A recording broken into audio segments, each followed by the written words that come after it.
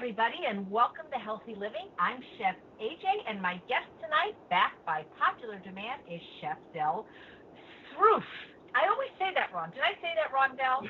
I can never say your name right. How do you pronounce it? 99% of all Americans say my name wrong.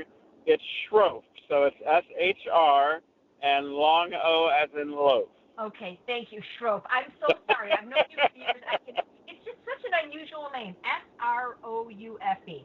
Sroufe, Chef Del Sroufe. He is the author of the newly released China Study Quick and Easy Cookbook, Cook Once, Eat All Week with whole food plant-based recipes that we're going to talk about tonight.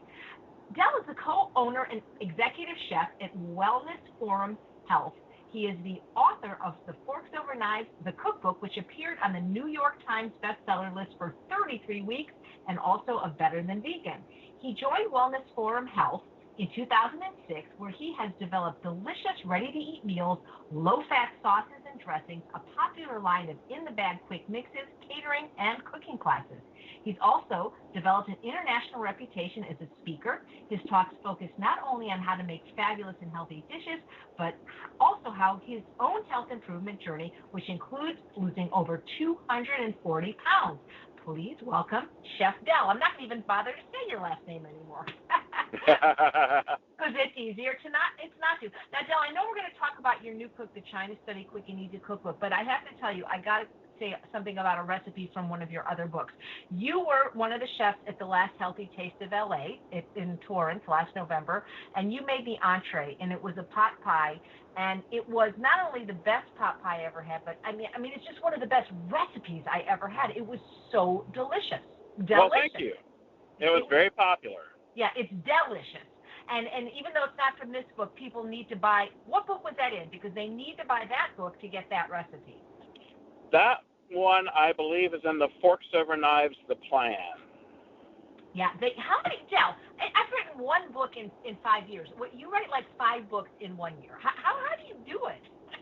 I think one, I've been, I don't know that I've been doing it that much longer than you. I've been doing this 26 years, but my 26 years was all in restaurants and in commercial kitchens. So, I was always cooking.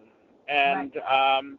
I'm also kind of an ardent recipe collector. Like I kind of have this head for thinking about food almost mathematically.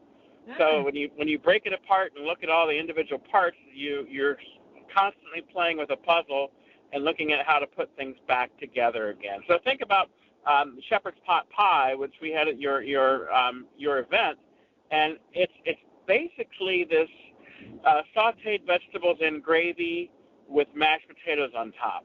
And that could be any combination of sautéed vegetables. It could be any combination of a mashed starch, and it could be any combination of spices.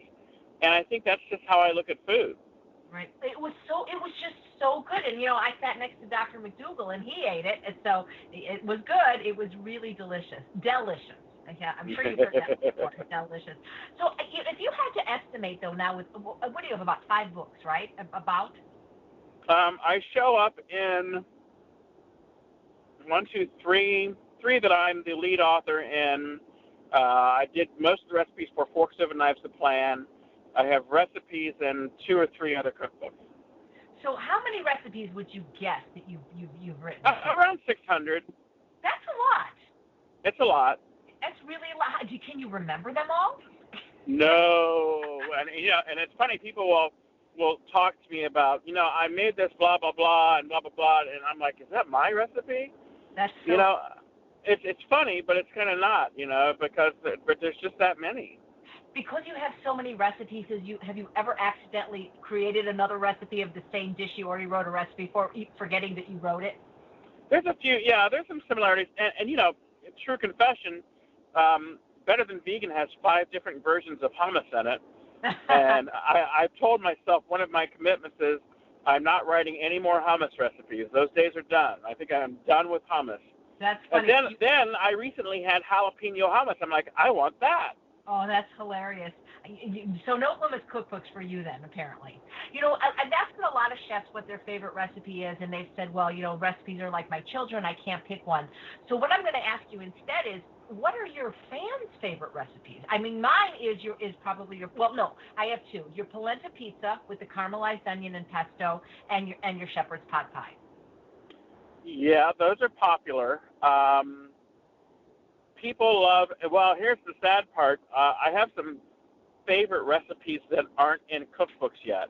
So what are they? And will we look forward to ever seeing them in a cookbook? Well, some of them no, because some of them are recipes that like I used to make with oil, and that I don't think taste as good with oil. Like, so I make an oven fried tofu that is the second most popular dish I've ever made.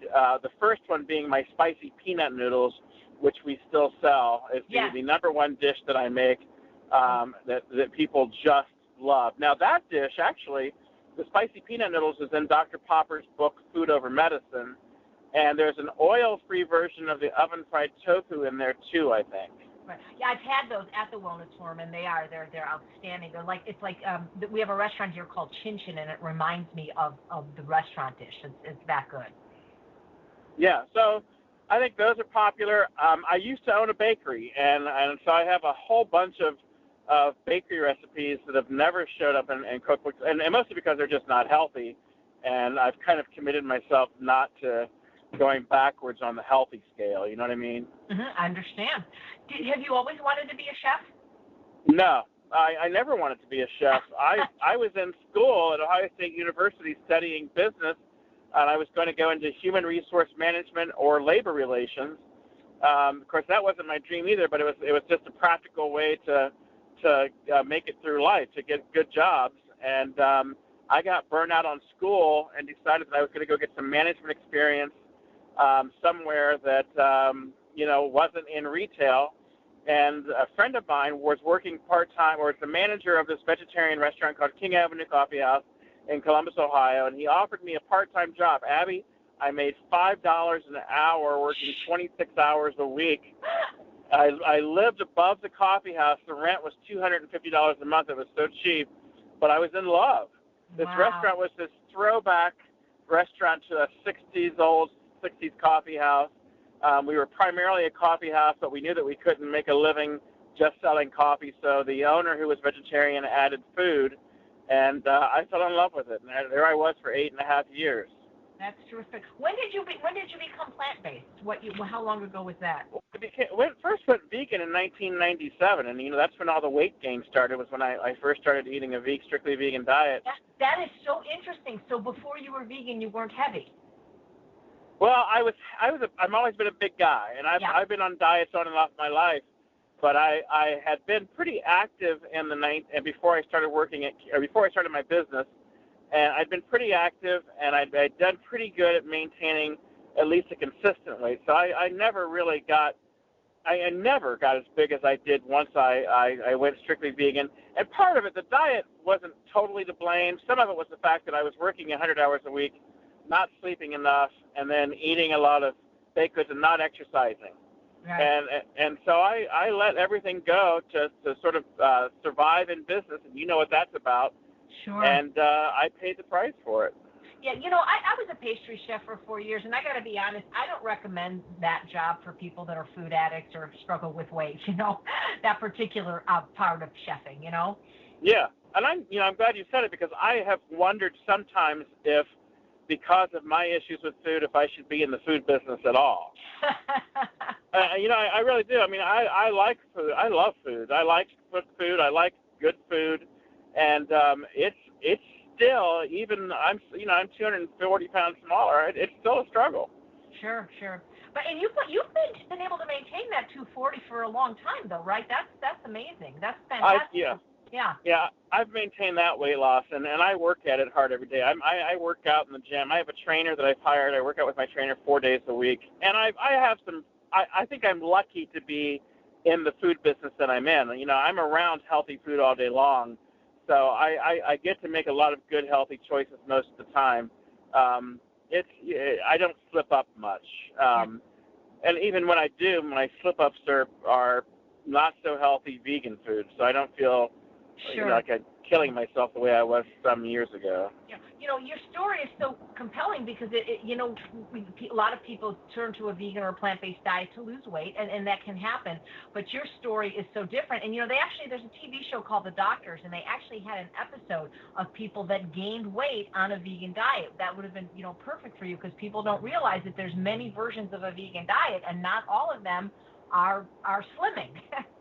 Yeah, and if you do what I did, of course, working in a bakery, which might have been a really bad idea, and having white flour and sugar and all the fat around, I had one of my favorite recipes was a bar called a Dream Bar, kind of a version of a 7-layer bar. And at one point, I did the nutritional analysis on this bar, and one serving had 565 calories with 65 grams of fat. Holy moly.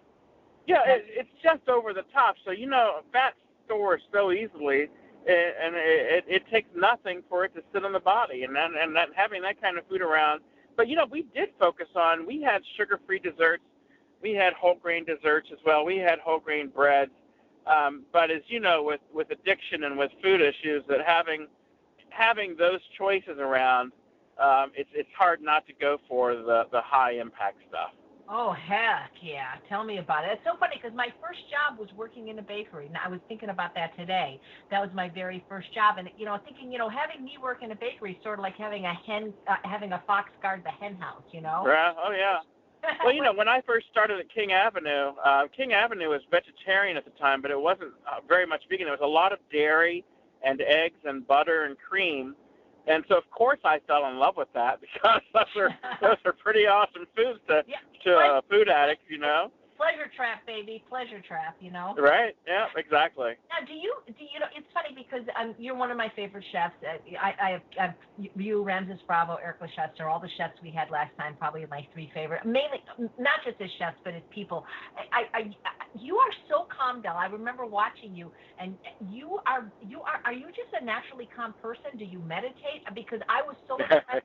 Because all the chefs I named, that's what I like about all you guys, and that's why we have you back. You're not, because a lot of times you have the stereotype of chefs being prima donnas, but you're not. You're a team player. You're so easy to work with. You're so calm. If 100 more, how do you be so calm in the kitchen and in general? I think it's a learned task, and I'll tell you what I mean. I'm not very productive in a panic state. I'm not very productive when chaos is the way, and so I don't think that anything really gets figured out in that kind of a situation. So I do focus, and people have said it, at the time when things are the most chaotic, you're the most calm. It's mostly because I'm trying to figure things out and figure out the next step. Yeah. I've had my moments of panic, but they don't really last. So I guess it's just a learned thing that you do. And I've been in some pretty chaotic situations. I've catered dinner for 400 people, and the only way that you pull that off is by staying calm and staying organized. Yeah, I was really, really impressed. And I'm impressed with your knowledge of the science of to eat this way too. That's pretty impressive as well, Well, one of the smart things that I did, and Dr. Popper recommended this years ago, I was getting questions about health and about diet many years ago. I've been teaching cooking classes for 16 years, and I was getting questions about the vegetarian and the vegan diet back then when I didn't know a lot. And so I went through the Wellness Forum's facilitator training program to be able to teach our Wellness 101 class, and I think it was one of the best things I did.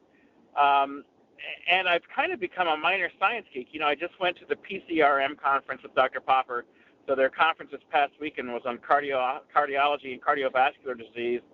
And there were only a few times when I'm sitting there looking up at the screen, and there's all of these graphs and bars, and they're talking statistics, and my head sort of glazes over.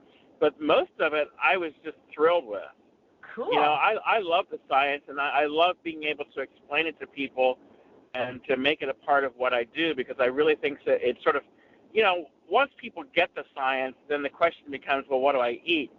Right. But you've got to be able to sometimes convince them that the science is true and it's real. And if I didn't know the science, then I don't think I could be as honest and have as honest a conversation as I do.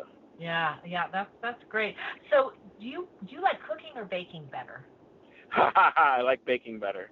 Me too. We are like two peas in a pod. You know what I think it is? Because cooking is a little bit more improvisational. Baking is more of a science, and you kind of have to follow the recipe, you know? Yeah, I like that science. Well, and I tell you what, baking becomes meditation for me. You know, when I owned my bakery, Saturday morning starting at 1 a.m., I would make 100 to 150 loaves of bread by hand. Oh, boy.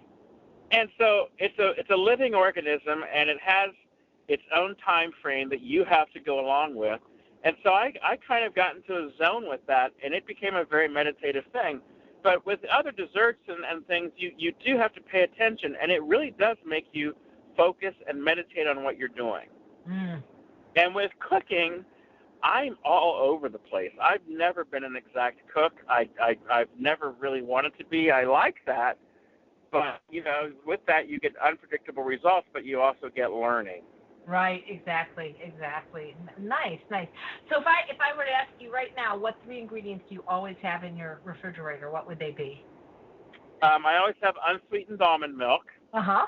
I always have an oil-free salad dressing. I've currently got my orange vinaigrette that it's in there because I have to have something for my salads. Uh-huh. And then I always have salad greens. Well, that's pretty good. Can't hurt yourself with those 3 ingredients. Well, that's newer for me. You know, I got to this plateau with my weight loss, and I was just frustrated with it. And you and I had a couple of conversations, and I've had a few conversations even with my trainer. And, you know, it really does. And you said this to me recently on the phone when we talked about the caloric density. Mm-hmm. And so I'm a guy that I would eat bread all day long, you know, but a slice of bread's 100 calories. Sure.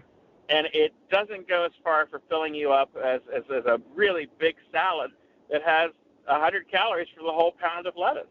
Sure, absolutely. You know, so learning that and it's actually making a difference. I'm slowly seeing the scales do what they're supposed to be doing, and it makes me very happy because it means that, like, the diet works. Yep, exactly. So on the cover of the China Study Quick and Easy Cookbook, it says, cook once, eat all week. Is that true? People are, can you really cook only once and eat all week? Yeah, I put 3 menu plans in there to show people how to do it.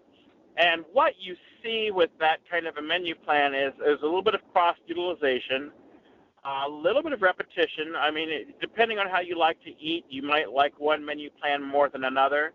I'm a guy that likes variety, so it takes me a good 4 hours to do a full week's worth of meals. But, yeah, I think it's very doable. And here's the other thing. These recipes are simple, pared-down recipes. So most of them take less than 30 minutes. Some of them, there's at least 1 or 2 soups that take 15 minutes or less. Mm-hmm. All right? And so if you think about that, once you've got the shopping done, you got your pantry all stocked, you got your menu plan worked out, then, yeah, it's really doable. Yeah. Well, cool. And do you cook this way, or because you're at work all the time, you just eat what you make at work? But I mean, do you plan for the week? Well, I don't plan to, and since it's just me, I tell you what I do. I do some planning, so I incorporate some of this. Like I like to have a pot of rice available, or some kind of grain. But usually for me, it's brown rice. And what I like about having brown rice is I can have it for breakfast or dinner. Yeah. I can have it when I just want something simple to eat. So I've really kind of pared down my taste buds a lot at home. I throw a couple of baked potatoes into the oven early in the week and have those for whenever I want them.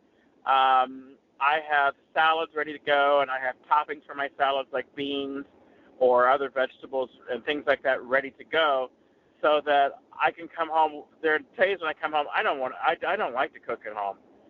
You know, I was telling a group last night that I'm on a cooking hiatus right now, and the next time it's time to write a cookbook, I'll be back in the kitchen working on new recipes. But right now, I'm just throwing things together. Yeah. So when is the next time to write a cookbook? Are you writing any more cookbooks? It might. It sounds like it's going to be in January, but I haven't heard officially yet. I did hear. I don't know if I'm allowed to say this or not, but I'll give you the scoop on it. I did hear today that the China Study Quick and Easy Cookbook is going to be published in Russian. Mm. I don't know how that happened, but okay. That's exciting. That's exciting. So is your next book going to be associated with one of the other books like the China Study, or is this going to be your own project? I'm hoping it's my own project. Mm-hmm. I have some ideas for cookbooks, and I'm actually throwing it out to the universe. So if any of your listeners have ideas of what they'd like to see, my publisher's been great about letting me make proposals about what I want to do. Mm-hmm. So the quick and easy thing is my idea. I would do more quick and easy, but I might make quick and easy the norm and then just do my theme. So a couple of themes that I have in mind already include I wouldn't mind doing plant-based street food from around the world. Oh, that's a great idea. I would love to do that one because I love ethnic foods and I love foods from all over the world. And I think street foods are very popular with our whole food cart movement right now. So that might be one that I'd like to do. I've thought about doing a plant-based desserts of low-fat, no oil, low and no sugar desserts, but I'm kind of scared about that from my own personal standpoint. Sure, because you'd have to test them. What I was thinking might be fun is to take all the recipes from when you owned the bakery and make them healthy. Yeah, oh yeah, yeah. There's a lot. That's tough. That's tough. That's tough. So maybe instead of the quick and easy cookbook, it could be the slow and difficult. No. Well, I wouldn't mind doing a truly high-end gourmet cookbook, but I think those take a lot of time, and I would really want to do it right. So I would Sure. take my time and make that magic happen as it could. So Well, we'll see. last year at Healthy Taste of LA, you made 3 recipes from the China Study Quick and Easy Cookbook before it came out, and they were all winners. You made the apple pie granola, the sweet potato muffins, and my favorite, the brown rice pudding, which I thought was brilliant because you used leftover rice. I've always made it from scratch. Hello, that was such a great idea. I know, and that's kind of what I mean. I think that you've got to think outside the box a little bit in ways to make this stuff easier, and that's how I look at food these days. It's like, well, how do you make this easier, make this less challenging that people are going to want to do it? Right. So you're doing a lot of speaking and a lot of traveling. Why don't you tell our listeners, because you're going to be in a lot of places in the near future if they want to see you. And 2 of them we're going to be together, Cleveland and LA. But I think you're going to the Dominican Republic. I'm going to the Dominican Republic in October. If you want more information about it, it's at globalroots.net. It'll be a plant-based immersion at a 4-star hotel on the beach. It's going to be buffet food every day from all of the China Study cookbooks, and you'll get to see hands-on, if this is new to you, we're going to take you from the beginner level to the advanced level and show you all kinds of ways to make healthy plant-based eating happen and make it taste good too. So I'll be there for a week. That's a week-long conference. That should be fun. And then I'm going to be, not so exciting, I'll be in the Dominican Republic. Let's see. Oh, no, sorry. I'll be in Grand Rapids in a couple of weeks, one of my favorite towns. We have a center there. But I'm going to go up and do a book release signing there. And I actually had to turn down one of my favorites. I got invited to teach to an alternative medical school in the south of France. It's happening the same time I'm going to be in the Dominican Republic, but they said they may have me back next year. So we'll see. And hopefully, I haven't decided yet, but whether I go or not, you guys should. The Toronto Vegetarian Food Festival is usually the first couple of weeks in September. It's the largest vegetarian festival in North America, and it's amazing. So I haven't gotten the application for that yet, but I may end up there for a weekend. It's one of my favorites. Now, what's an alternative medical school? What's a what? Alternative medicine? Yeah, I'm not really sure what they're teaching, if it's naturopathy or what. The school's out of Australia, but they take their students to the southwest of France every year for a week to teach them healthy cooking. So they must incorporate food into what they're thinking some way. That's really interesting. That sounds like it would have been fun. Now, this Dominican Republic job, are you cooking all the meals, or is the hotel staff and you're just hotel's doing all the meals. So I have 4 cooking demos that I'll be doing on the basics of plant-based cooking, and then the rest of the time I'll be lounging on the beach. Well, that sounds great.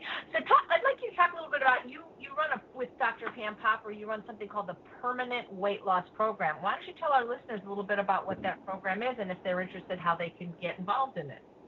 Well, one of the things that we know, and I'm sure that you talk about this too, is that weight loss, one component of weight loss is what you eat. But another and bigger part of it is why we choose the foods we do, why we eat the way we do, or why when we know how to eat, we don't eat that way. Mm-hmm. So the Permanent Weight Loss Program helps address some of those issues in a couple of different ways. We really want you to take a look at triggers that set off bad eating. We want you to look at the reasons why you don't eat the way that we're talking about eating, and then work through those issues. So you get 4 workbooks, and in each workbook we ask you to journal, to record what you're eating, to record your thoughts that are going on around your eating and around your day and around your life.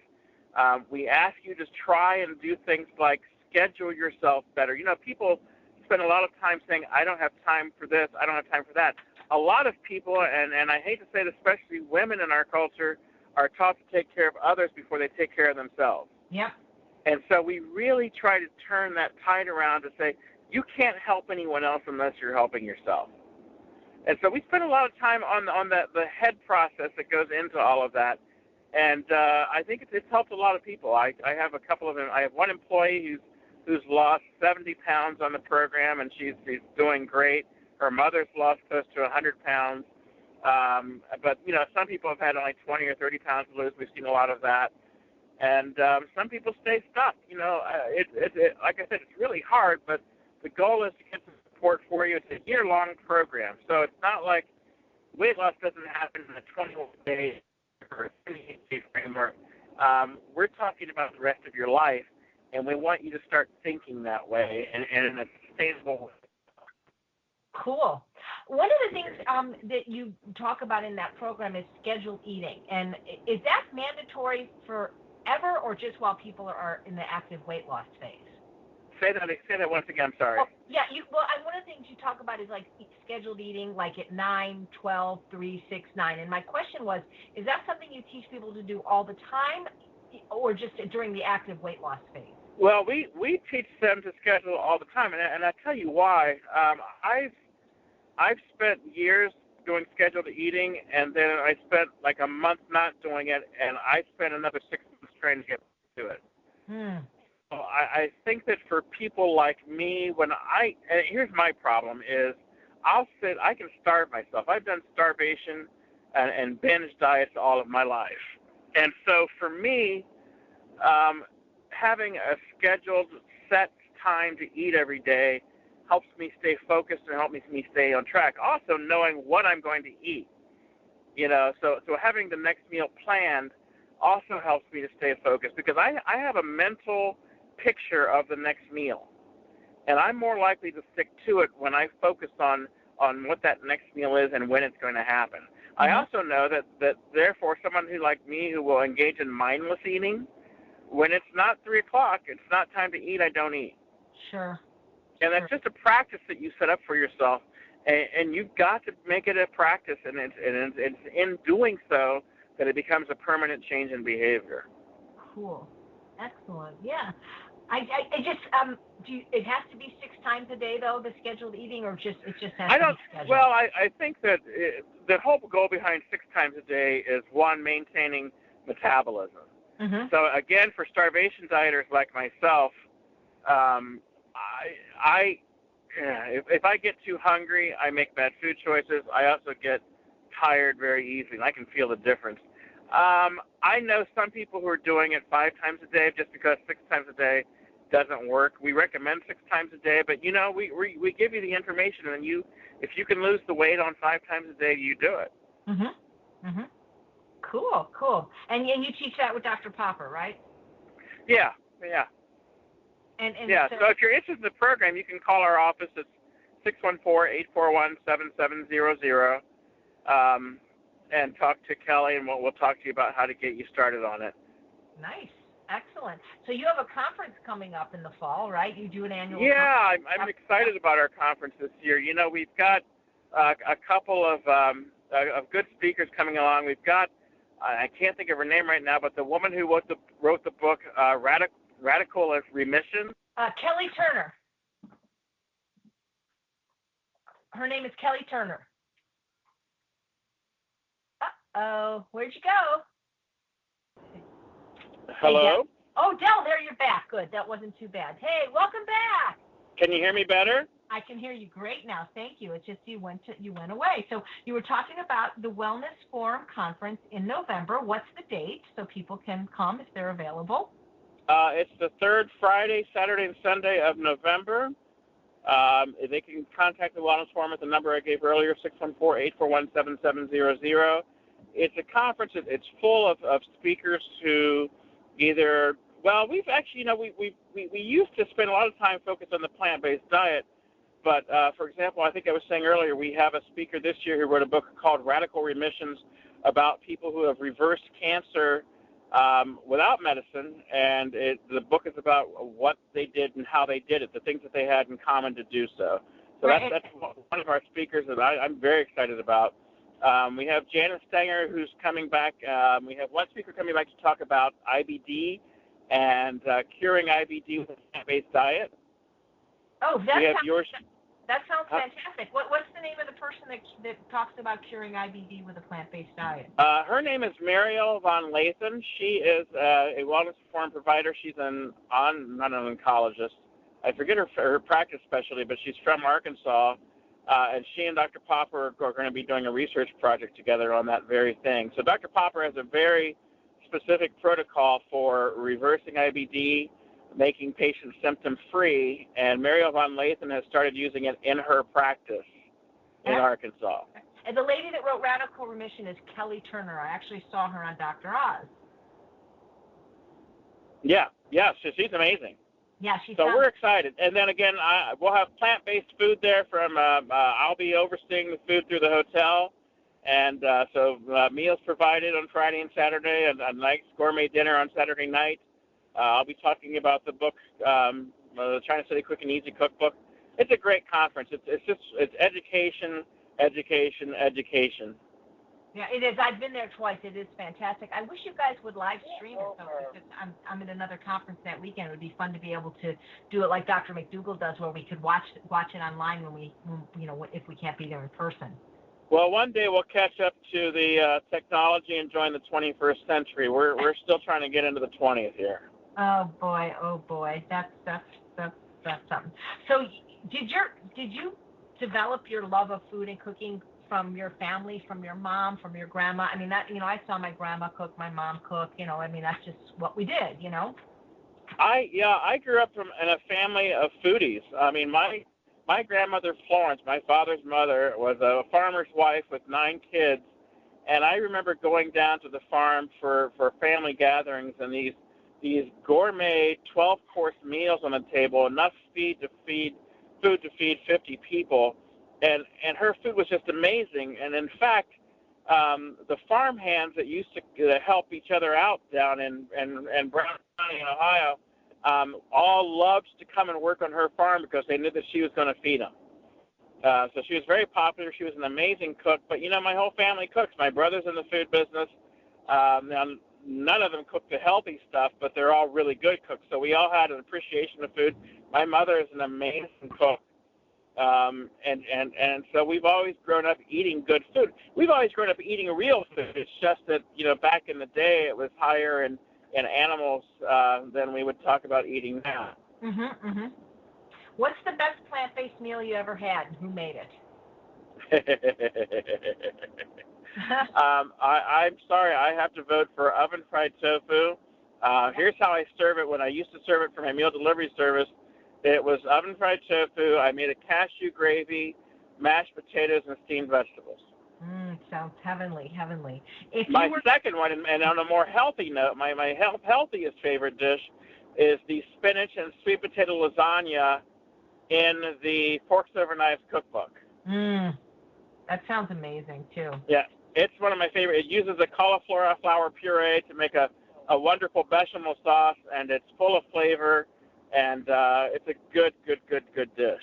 Yeah, I can say that your food really is full of flavor. It's your food is just delicious once again. Delicious. That's what it should be called. I vote for the Wellness Forum to change their name to the Delness Forum personally. I know. There's a sign in my office right now that says the Delmas Forum, and I thought that you did that, but I think Kelly heard you say it and did that. I mean, I think so. You know, I asked this to Miyoko Shinner last week. It's just sort of a new fun question I'm asking the chefs. But if you were on death row being executed for a crime that you did not commit, what would you request as your last meal? I really would probably go for desserts. You know, I don't really let myself eat desserts. Too much sugar makes me sick in my stomach. But if I'm going to have my last meal, I'm not going to care. Right. So I'm going to go for lots of chocolate. And I would, if you would make it for me, I would eat your German chocolate cake. Fabulous. Sure. Absolutely. But I'm afraid I'd have to go for dessert. Gosh, I think we're cut from the same cloth because the way I'd answer that question would be pretty much the same way. And I was thinking of Cinnabon because, I mean, I have not had one of those in like 20 years because they're probably the most calorically dense, highest fat food probably anywhere, you know? So. Yeah, well, and you know, we are the same cloth. One of my favorite pastries, we have a vegan bakery right around the corner from my house, and I let myself once a year have their cinnamon rolls are better than Cinnabons, and they're vegan. That's amazing. Oh, boy. Better than Cinnabon. That's really something. Yeah, oh, my God, they're crazy. I know you get to travel a lot, but so do you get to, when you're in different cities, go to any plant-based restaurants or just they're not in the cities that you're at? Or yeah, I actually, we were in New York a couple of years ago, Dr. Popper and I, for a book fair, and we went to Candle 79, and I forget what the dish I had. I think I had a seitan dish. But the flavor in their food is just superb. Yeah, that's one I ate there too. That's an excellent restaurant. Which other plant-based chefs do you admire, or not even plant-based? They can be any chef. Who do you admire? Well, I tell you, one of my favorite cookbooks, and it's not a vegan cookbook at all. It's called Cooking of the Eastern Mediterranean. It's by Paula Wolfert, and if you haven't heard of her, she's written several cookbooks on Mediterranean cooking, Italian, et cetera. But in this cookbook, what she does, instead of going to the best restaurant in town and asking the chef there what their best dish is, she goes to the locals in town and says, who makes the best version of this dish? And she goes to that person's house, and then she asks them how to do it. Oh, and then she writes about it, so that each recipe starts off with the story of that recipe, and it's beautifully written. And her food actually is really good, and there are some vegan dishes. One of my favorite ratatouille dishes is one of hers.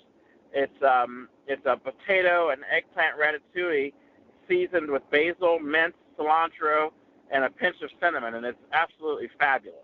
Oh, that sounds great. Did you go to culinary school, Del? No, I didn't go to culinary school. When I first started cooking this way, there wasn't much out there, and I really didn't want to. By the time I thought about doing it, a friend of mine said, you've been doing this for 8.5 years. What are you going to learn? Yeah, exactly. Yeah, but yeah, because you're very good with seasonings, and that's something for I think people that are home cooks that's sometimes that they struggle with. Yeah, I think that it's something that I like to teach people too, is that the difference between one dish and another is often just the seasoning. I mean, and how you vary them gives you a world of choices for creating different dishes. Yeah.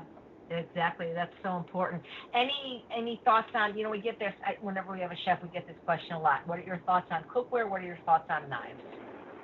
I don't spend too much time on cookware. I guess I'm just not that guy. I have stainless steel. I have cast iron. I have some ceramic, and those all work well for me. And probably because, I'll tell you why, I've learned how to use oil-free cooking in all of those environments. And the technique that I use for sauteing in an oil-free environment works in all three of those. And you have a great video on YouTube on how to cook without oil. And whenever I get that question, I just refer people to that video.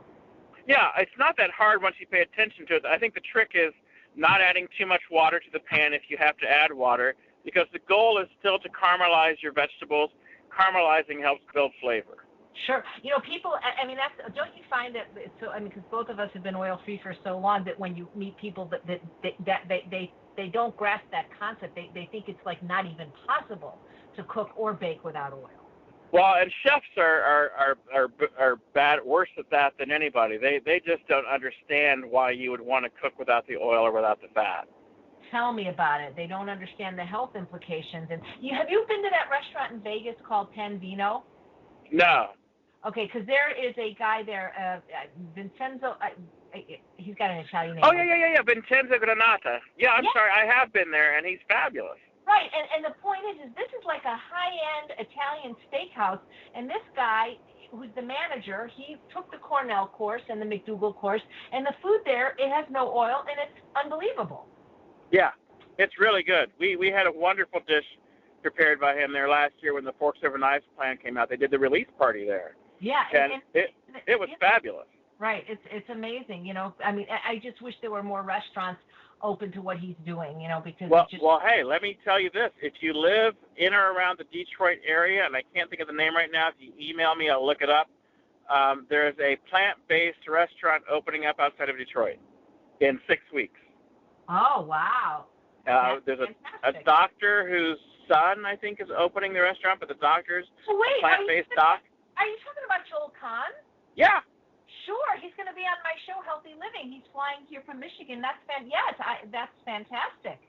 Well, ask him about the restaurant because it's totally exciting. I'm sure he's going to talk about it. And that's only 4 hours away from me, baby, so I'll be there. That is absolutely fantastic. Do you enjoy watching cooking shows on television?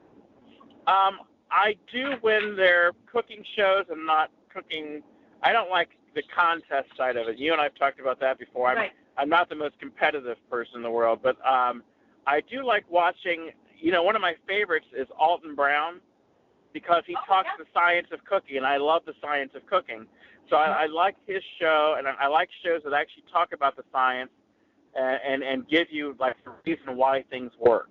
Right, and he's somebody that also lost a considerable amount of weight, too. Yeah. Very cool, very cool. Well, even though you may not like cooking competitions, you were a very good judge at the Iron Chef at Healthy Taste. I know. It's really hard to tell one person that their style is better than another, that their food's better than another. Right. But you and I are going to be doing that very same thing here at in Cleveland and Pasadena. But you know what? Let's talk about the Forks Over Knives events, and then we'll talk more specifically about the Iron Chef, because those are two more opportunities to see both myself and Del. One is in Cleveland, Ohio, the last weekend in October, or maybe it's the 24th, maybe it's the second to last weekend, and one is here in Los Angeles, I believe November 22nd in LA. So talk a little bit about this event, because this, I think, will be both of our first times doing it. Yeah, it's, I think these events are focused on heart disease, if I'm not mistaken, so it really will be about the healthiest side of cooking, and I'm pretty sure we're going to go SOS for these. Cool. So that's going to be exciting, but there's going to be, Saturday is going to be the education, and then Sunday is going to be about the food, so there'll be a lot of demos. I'm doing one demo that's about basic cooking skills, and I think that'll be exciting for people who just haven't gone too far into this realm. Then there'll be our competition, which is, I think it's geared around the show Chop. So we'll each be given like 3 dishes prepared, and we'll each be eliminated one level at a time, or however that works. Are we going up against each other, or am I? Because I'm scared now, or am I going to be the host? Because there's 4 chefs at that. It's going to be you, me, Darshana Thacker, and then Jane and Ann. Well, that's 5, but I think they do their work together. Yeah, I don't know. All I know is I'm one of the contestants, so I'm probably gonna get chopped because you know how I get. Not necessarily. Well, maybe they'll put you up against Darshana because you guys both submitted recipes to that Forks Over Knives book. So Well, I think Darshana. I think she's a secret weapon, man, because she. I look at her recipes and I go, that doesn't look very good, but then you taste it. Yeah. And it's amazing. Yeah, Talk about someone who has a sense of how to use spices. She's a very good cook. Yeah. I've eaten her food. It's delicious. It's really, really good. I'm just flipping through your China. I love the pictures in the China study book because they make like this mushrooms barbacoa and the pulled mushrooms. It's just you want to eat the picture. They're just so inviting. Well, the same friend that hired me to work my first job as a manager in a vegetarian restaurant is also the photographer for my cookbook. Ah. And he's a local photographer. He's not a food photographer, but he has a good eye no matter what he's shooting. So he does a great job. Yeah, no, it looks good to me. It looks really good to me. Was it and better than vegan?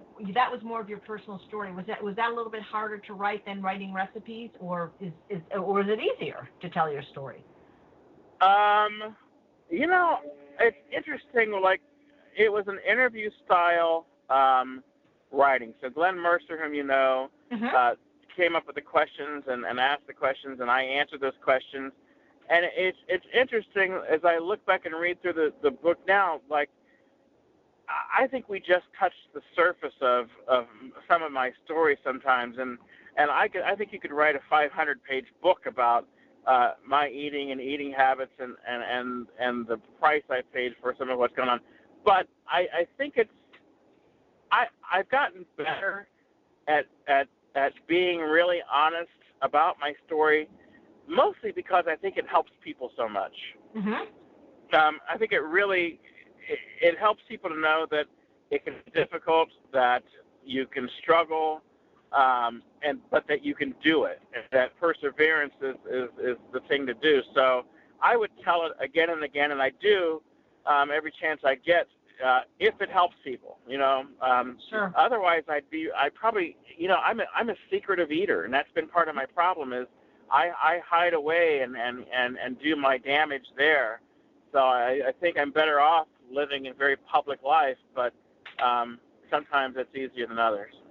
Has anyone been inspired by your story? I mean, obviously they have, but what I meant more specifically, like people who have written you or come up to you after a talk. Yeah. I've had several locally, especially. I've gotten to meet a lot of people who've come in and said, "Thank you so much for writing this book." I've had people buy it and give it to their siblings or daughters or sons and say, "Look, you can be vegan and be healthy too." So, and that yes, this is difficult. So yeah, I have met several people, and that's heartwarming, that people will share that with you. Yeah. Are there any conferences you've yet to appear at that you'd like to? Because I just don't understand why you're not at Vegetarian Summerfest. You're already on the East Coast. You'd be great there. Well, it's funny. I just attended the Cleveland Vegan Society had a fundraising gala out on Lake Erie a couple of weeks ago, and I went to that and had a fabulous gourmet meal by a new vegan caterer. And I met a couple of people who I think are organizers at Summerfest who asked me about presenting there. So maybe we'll see next year. Maybe I'll be there. It's not that far from me. I hope so. I hope so. I did the Boston Vegetarian Festival last year. Fabulous festival. Right. That's one of the big ones. Yeah. And have you done Portland? Portland's one of my favorites. Have you done that one yet? I love Portland. I did that 3 years ago, and I would love to go back. I'm actually talking to Michelle Schwegman, who owns Herbivore Clothing, about doing an event there, if nothing else, at some point, because I've been wanting to go back to Portland ever since I left. Yeah, it's a great city. What's your favorite place you've been? I went to I can't think of his name right now. He has a beautiful gourmet restaurant there, and he teaches now more than he. Is it Mark Reinfeld? Mark Reinfeld's place. Yeah, he's great. He's the executive chef at Summerfest. I think it's called Purple Lotus or something like that. Blossoming Lotus, I think. Blossoming Lotus, that was it. It wasn't the healthiest food, but it was fabulous. It was very well done. Excellent restaurant, excellent, and he's a terrific guy. Actually, thanks for thinking about him. I really need to interview him. Do you ever do any pressure cooking? No. You know what, AJ, and this is your fault. Do you know how every cooking class I do, one of my students asked me if I've got a pressure cooker yet because of you. Yeah, they're great, Del. I mean, really, talk about quick and easy. There's nothing quicker and nothing easier. And once you get them, I think you'll just fall in love with it. Well, maybe you and I should write a pressure cooker cookbook together. Hey, why not? We should write something together. We're like two peas in a pod, I know, right? We should definitely do something together, that's for sure. So we know that you inspire people now with your story, but I wonder who inspired you in your life? It could be somebody that you know, or it could be, somebody that you've never met.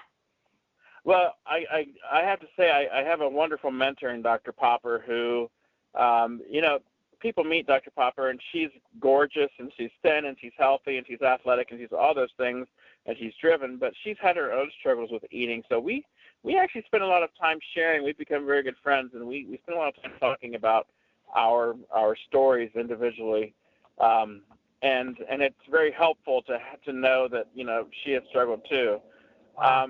I get inspired by people I meet every day. I really mean that honestly, that the human beings that come into our store who have overcome obstacles. And, I think of myself, in spite of my own struggles, as a very lucky human being. I've been very fortunate, very blessed. I've had a lot of opportunity and a lot of success. And I know people who have had far greater struggles with the emotional side of eating, with their own personal lives and struggles, and have come out ahead. And so I always look for that kind of inspiration, for that kind of story. Another one of my favorite stories that I tell from time to time, once a year I watch the Ironman competition. Have you ever seen it? No, I haven't. Well, the Ironman competition takes place, the big one takes place in Hawaii, and it's a 2-mile swim, it's a 26.2-mile run, and then a 100-mile bike ride or something like that. Mm-hmm. And I have watched 80-year-olds do this competition and finish it. Jeez. I've watched people with all kinds of physical obstacles do this race. I cry every year I watch it. And I'm thinking to myself, you don't have that many obstacles except for the ones in your head. So what is it that holds you down? And I let myself be inspired by these people because they really just push through. And I think that's sometimes is the lesson for us all is life is going to do things to slow you down, to knock you down, but you've got to get up and then keep going. Wow. Yeah, agreed. Well said. Is the Ironman the one that Rich Roll did many times? I met Rich Roll at the Toronto Veg Fest a couple of years ago. Mm-hmm. His own story was very interesting. Sure. But I wonder, is the Ironman that you're referring to, is that one of the races he's done? Because I'm not really up on sports, so. I think Ironman is one of his. Yeah. That's like, so question, if you could cook a meal for anyone in the world, living or dead, who would it be? Well, I kind of got angry at her because she used to be one of my idols, is Julia Child. Interesting. Because Julia Child I've always loved her story and loved her most of my life, in fact. And I used to watch her on television when I was younger. But she made a couple of remarks about veganism that just made my head spin. So I always wanted to make one of my best vegan meals for her and say, "Here, honey." What was the comment that she made about veganism, and when was it? Because I thought I heard John Robbins once in a lecture tell a story where she either recanted something or said something kind of favorable. Either it was about foie gras or something where she kind of seemed to be more vegan friendly. Oh, I never heard that. I just heard the bad side of what she said, and I always felt a little bit sad after hearing that. Yeah. Well, she was a pioneer for sure. Remember Graham Kerr, the Galloping Gourmet, and oh yeah, all those. Yeah. Boy, now it's like there's now not just having cooking shows, but whole networks. That my network, Foodie TV, that my show's on. There's like whole networks. You should have a show too. I really wanted you on my show. It's just I couldn't pay you to come out if you lived closer. I know. Everyone's mad that I'm not a West Coast kid. Should be. You do well here. You'd be great. I could see you on Venice Beach. I think you could. I'd be in trouble out there. It's too easy out there to get into trouble. Yeah. But cooking show is a fantasy, so I'm keeping that open as a possibility. So we'll see. Why not? So when people meet you, if they haven't heard of you or met you, they don't know that you weighed 500 pounds, I'm guessing, because it's not like you have probably wear a T-shirt that says, I used to weigh 500 pounds. So Right. has anyone, because you're such a sweet guy, I can't imagine anybody saying anything mean to you, but has anyone ever said, like, well, vegan diet's so healthy, why are you overweight, dude? Has that ever...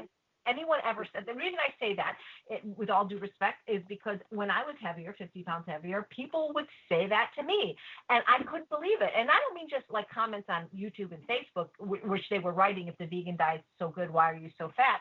I mean, I'm talking like I was doing a demo at Whole Foods in Pasadena, and a guy in the audience actually like asked that in the middle of a class, and I didn't know if it was just because, I'm female and that's okay. Do they do it to you is what I'm wanting to know. I do think that, and I've spoken about this a little bit publicly, that women in this movement, and maybe in a lot of movements, are more readily the victims of bullying than men are. No one says that to me.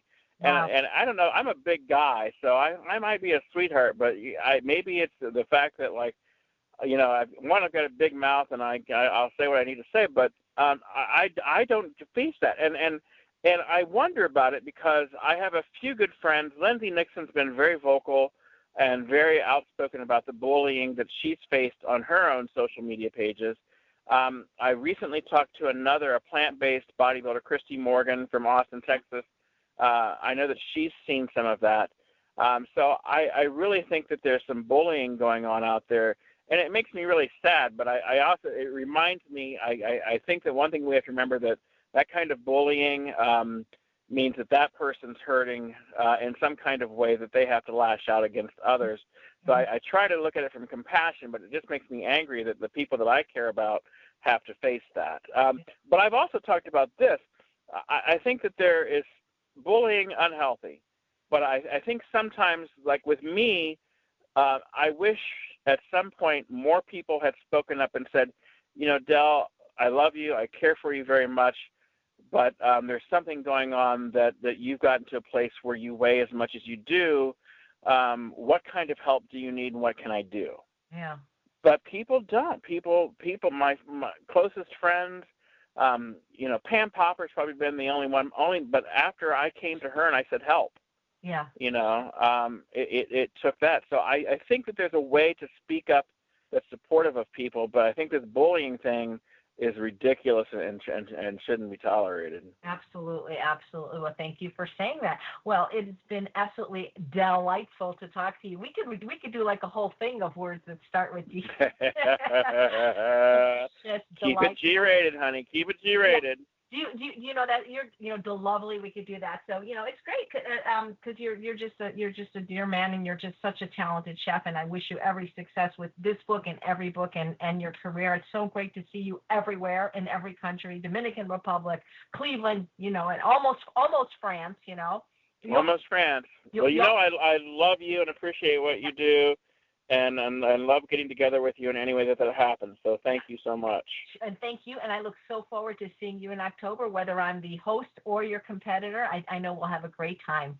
So we'll have fun. Thank you so much for being here. And everybody, don't walk, run out and buy the China Study Quick and Easy Cookbook. It's fantastic. If people want to find out more about you, do you have a blog? Do you have a website? How can they, Facebook presence? How can they? You can reach me on Facebook, Twitter, Instagram, and on my website, chefdelsroufe.com. And you said your last name very well. Okay. Thank you so much, Chef Del, and thank you everyone for listening to Healthy Living. I'm Chef AJ, and I make healthy taste delicious. Thank you. Thank you.